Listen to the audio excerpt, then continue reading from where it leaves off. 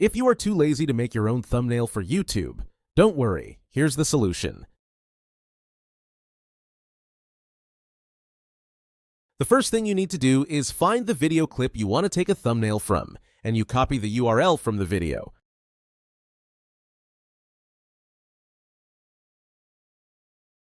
All you have to do is type YouTube thumbnail grabber into your browser.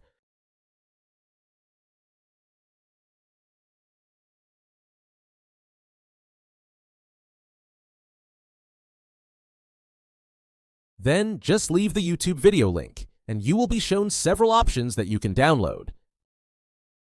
In this case, I will download the last one.